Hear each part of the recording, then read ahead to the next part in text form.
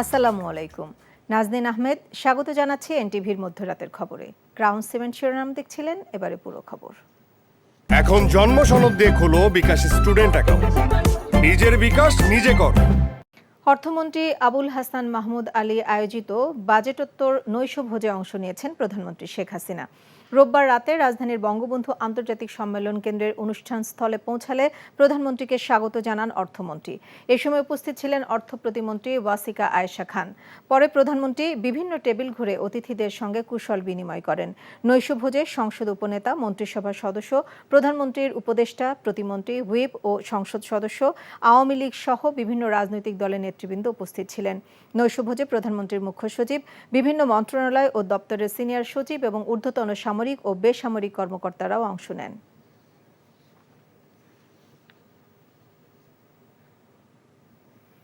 Budget বাস্তবায়নে বিদেশি নির্ভরতা কমিয়ে আনা হয়েছে জানিয়ে পররাষ্ট্রমন্ত্রী ডক্টর হাসান মাহমুদ বলেছেন, কিছু ক্ষেত্রে দেশের স্বার্থেই বিদেশি ঋণ নিতে হয়। রোববার সংসদ অধিবেশনের শেষে বাজেট প্রতিক্রিয়ায় তিনি একথা জানান। বিএনপির আমলে বাজেট বিদেশ নির্ভরতা, বিশেষ করে উন্নয়ন বাজেটের বিদেশ নির্ভরতা ছিল 50% বেশি। আর আজকে আমাদের বিদেশ নির্ভরতা কমে সেটি 15-20% নেমে এসছে এবং আমরা অনেক বিদেশি ঋণ ফিরিয়ে দিই। আমাদেরকে প্রস্তাব দেওয়া হয়, ফিরিয়ে দেওয়া হয়। বিশ্বব্যাংককে আমরা ফিরিয়ে দিয়েছি, আরও বিভিন্ন ক্ষেত্রে আমরা বিদেশি ঋণ ফিরিয়ে দিয়েছি। আমাদের পছন্দ না হলে আমরা ফিরিয়ে দিই। এবং আলোচিত রাজস্ব কর্মকর্তা মতিউর রহমান ও তার স্ত্রী সন্তানদের নামে জায়গা জমির তথ্য চেয়ে ঢাকাসহ দেশের বিভিন্ন জেলা উপজেলার সাব রেজিস্ট্রি অফিসে চিঠি দিয়েছে দুর্নীতি দমন কমিশন দুদক। এছাড়া আরেক এনবিআর কর্মকর্তা কাজী ফয়সালের বিরুদ্ধেও অবৈধ সম্পদ অর্জনের প্রমাণ পেয়ে আদালতে তুলে ধরেছে সংস্থাটি। কাজী ফয়সালকে বগুড়ায় বদলি করা হয়েছে। এদিকে পুলিশের সাবেক আইজি বেনজির আহমেদের স্ত্রী ও কন্যাদের নামে থাকা গুলশানের 4টি ফ্ল্যাটের তালা খুলতে ম্যাজিস্ট্রেট নিয়োগ দিয়েছে আদালত। মিজান রহমানের রিপোর্ট।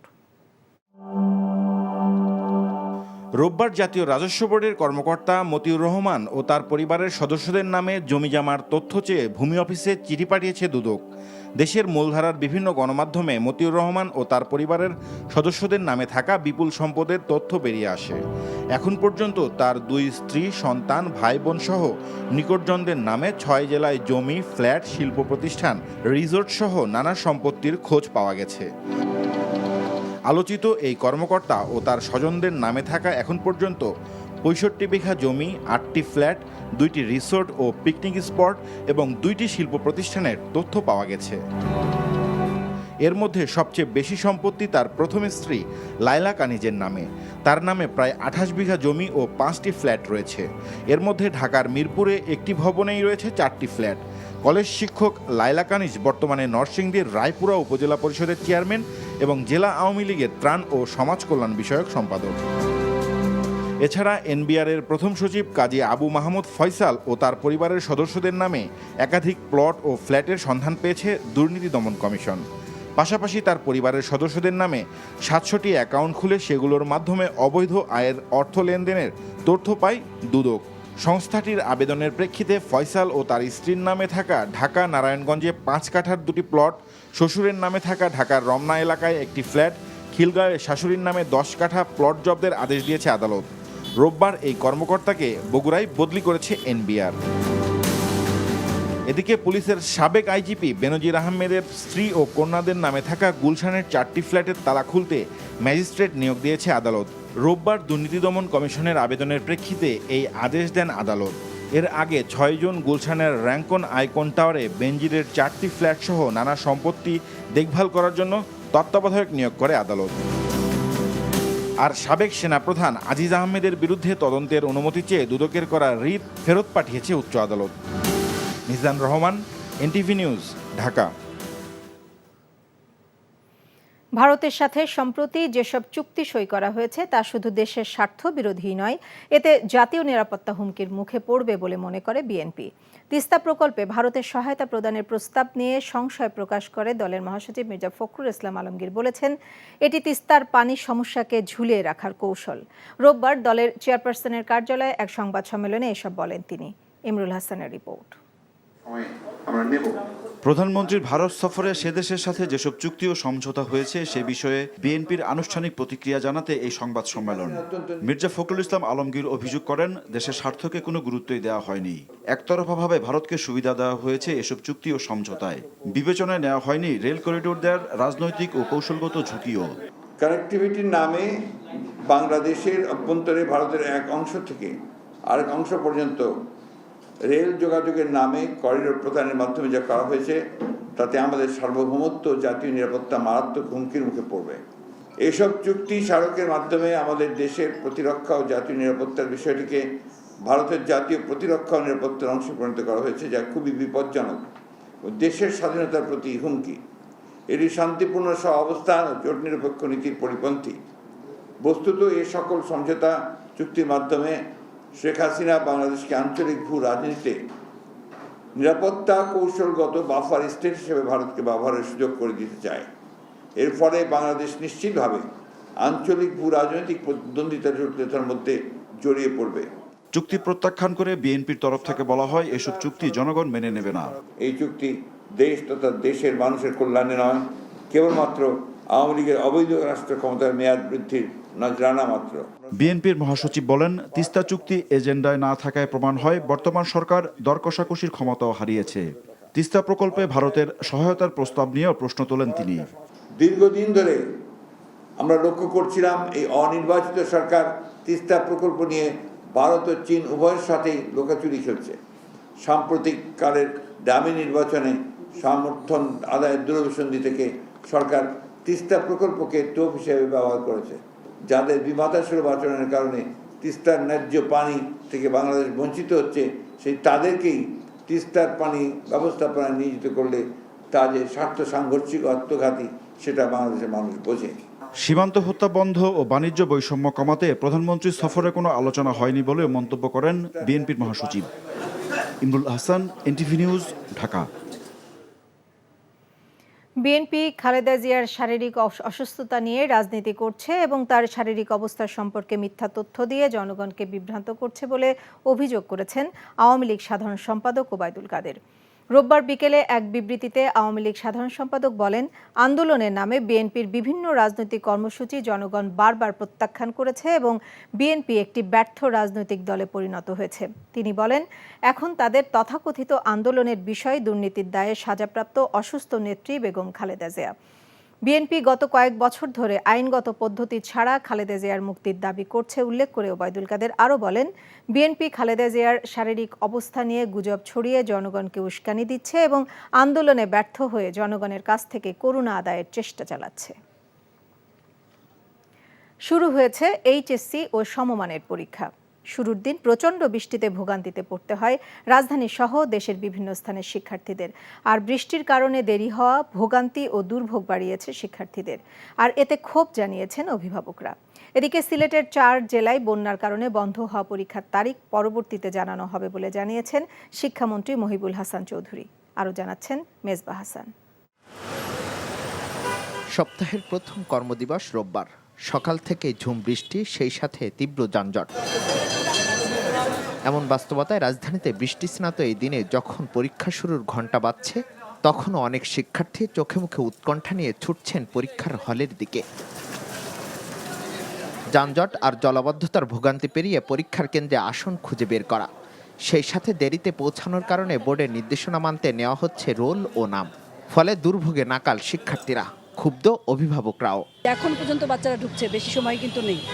হ্যাঁ, হাতে হয়তো 5 মিনিট আছে। আর এখান থেকে ক্যাম্পাস কিন্তু মূল ক্যাম্পাস কিন্তু বেশ খানিকটা দূরে।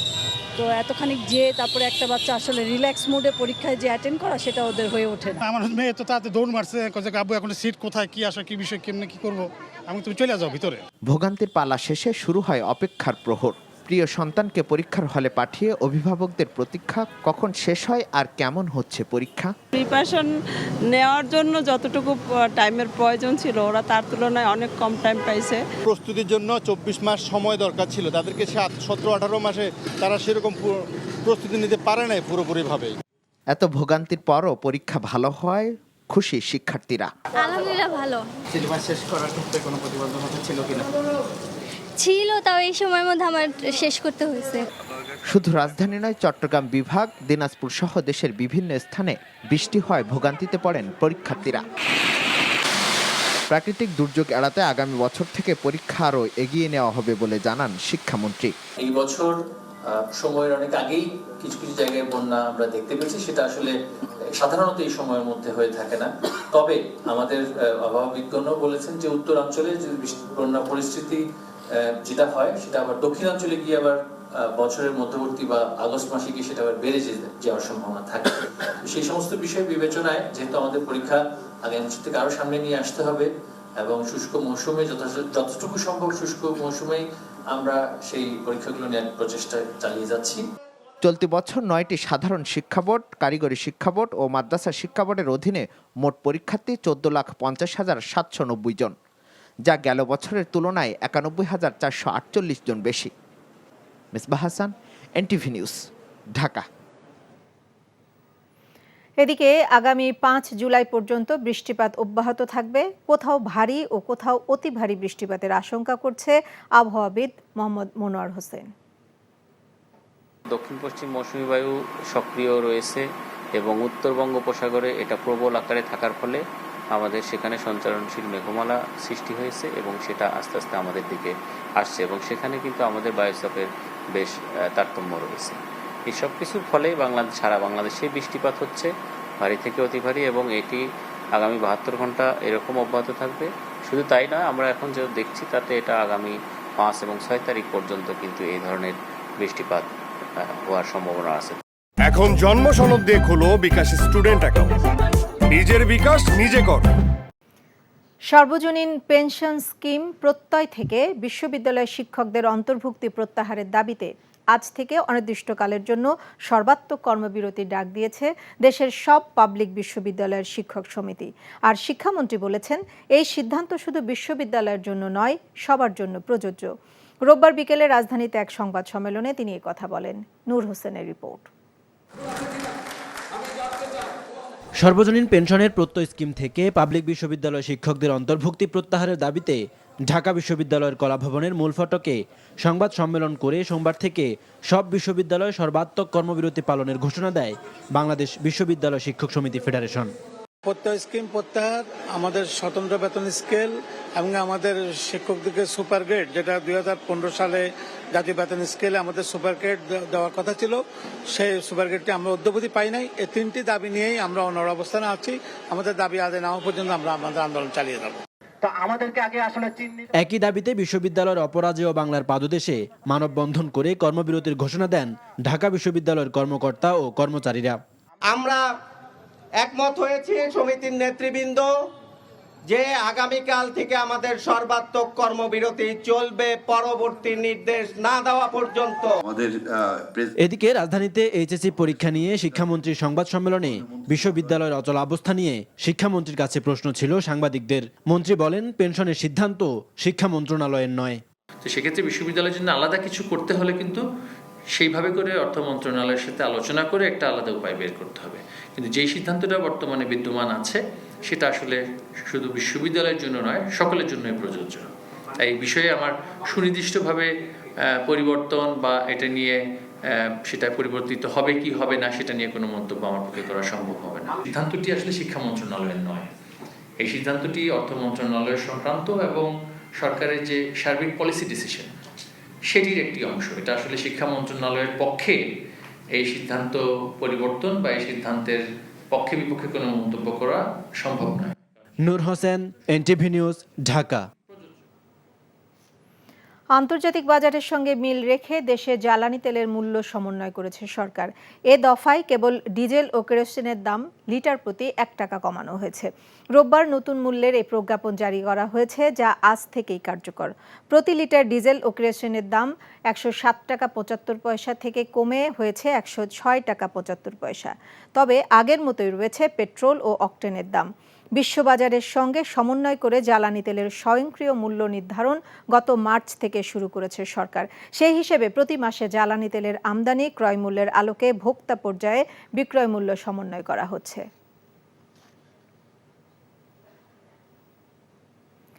বগুড়া গাবতলী রেল স্টেশনে কলেজ ট্রেনে 3টি বগি লাইনচ্যুত হয়েছে। বগুড়ার স্টেশন মাস্টার মোহাম্মদ সাজেদুর রহমান সাজু জানান, রোববার রাত 9:30টার দিকে লালমনিরহাট থেকে ছেড়ে আসা কলেজ ট্রেনটি গাবতলী স্টেশনে পৌঁছালে 3টি বগি লাইনচ্যুত হয়। এরপর থেকে বগুড়ার সাথে লালমনিরহাটের ট্রেন যোগাযোগ বন্ধ রয়েছে। ঘটনার পরপরই বগি উদ্ধারে কাজ শুরু করেছে রেলওয়ের কর্মীরা। তবে প্রতিকূল আবহাওয়ার কারণে উদ্ধার কাজ ব্যাহত হচ্ছে বলে জানান তিনি। রাতের মধ্যেই ট্রেন চলাচল স্বাভাবিক হবে বলেও জানান তিনি। কুয়েতে বাংলাদেশ ইউথ স্পোর্টিং ক্লাবের পুরাতন কমিটি বিলুপ্ত করে নতুন 11 সদস্যের আংশিক কমিটি ঘোষণা করা হয়েছে। নতুন কমিটিতে সাবেক সাধারণ সম্পাদক মোহাম্মদ কোরবান আলীকে সভাপতি ও গোলাম কিবরিয়াকে সিনিয়র সহসভাপতি এবং শামীম সাইফকে সাধারণ সম্পাদক ঘোষণা করা হয়েছে। এছাড়াও পৃথক এক অনুষ্ঠানে সভাপতিত্ব করেন ক্লাবের সাবেক সভাপতি বিমল কান্তি রায়। সঞ্চালনায় ছিলেন সাবেক সাধারণ সম্পাদক মোহাম্মদ কোরবান আলী। সৌদি আরবের জেদ্দায় প্রবাসী বিশিষ্টজনদের সাথে মতবিনিময় করেছেন বাংলাদেশ পুলিশের অ্যাডিশনাল ডিআইজি মোহাম্মদ মহিদুল ইসলাম খান। এ সময় তিনি সৌদি প্রবাসী রেমিটেন্স যোদ্ধা অভিবাসী কর্মীদের অবদানের ভূয়সী প্রশংসা করেন। একই সঙ্গে বৈধ পথে রেমিটেন্স প্রেরণের জন্য সকলকে আহ্বান জানান তিনি। রহিম উদ্দিন সবুজের সার্বিক তত্ত্বাবধানে মতবিনিময় সভায় সারতাজুল আলম দীপু, শামীম চৌধুরী, মাসুম আবদুল্লাহ সহ সর্বস্তরের প্রবাসী উপস্থিত ছিলেন। এই ছিল মধ্যরাতের খবরে। এই খবরের ভিডিও সহ আপডেট জানতে ভিজিট করুন এনটিভি অনলাইন www.ntvbd.com। এছাড়াও এনটিভি জনপ্রিয় সব অনুষ্ঠান ও খবরের আপডেট জানতে ভিজিট করুন আমাদের ইউটিউবে ভেরিফাইড ফেসবুক পেজ। সকাল 7:30টায় সকালের খবর দেখার আমন্ত্রণ রইল। সবাইকে ধন্যবাদ।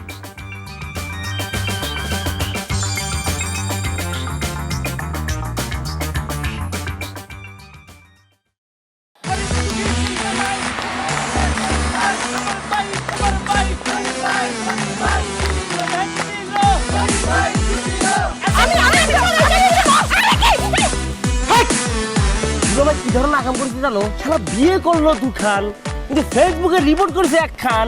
মেজাজটা আমার তো হট হয়ে রয়েছে অনেক আগ থেকে। আমি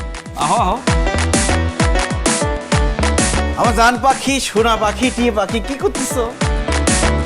ফেসবুকে একটা পোস্টে অ্যাংরি রিঅ্যাকশন দিচ্ছিল। Don't touch my body. বড় বউয়ের প্রতি অনেক কি বেশি না মায়া মহব্বত। যাও তারে গিয়া দেখাও, আমার কাছে আইছো কেলা? প্রথমে আমার ঘরে না এসে আমার চোখের সামনে দিয়ে গট গট করে ছোট বউয়ের রুমের মধ্যে চলে যাও কোন সাহসে? আমি ভাবছিলাম তুমি বড় বউ বড় বইনের মতো থাকবা, কিন্তু তুমি বাইরে হচ্ছ আস্তে একটা ডাইনি বুড়ি। আমি সাক্ষাৎ যাই না, তুমি শোনা হয় না পাখি। চুপ করো।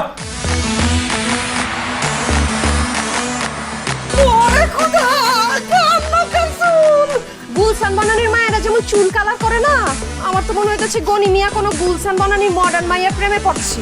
আমি জীবনে বিয়ে যদি করি একখান করবো, দুইখান করবো না।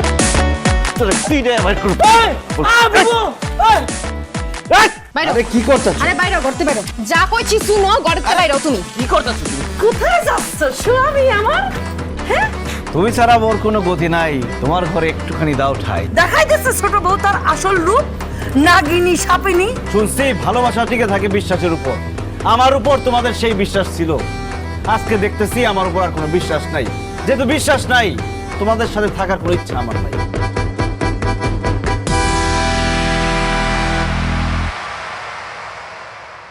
এখন জন্ম সনদ দিয়ে খোলো বিকাশ স্টুডেন্ট অ্যাকাউন্ট। নিজের বিকাশ নিজে কর।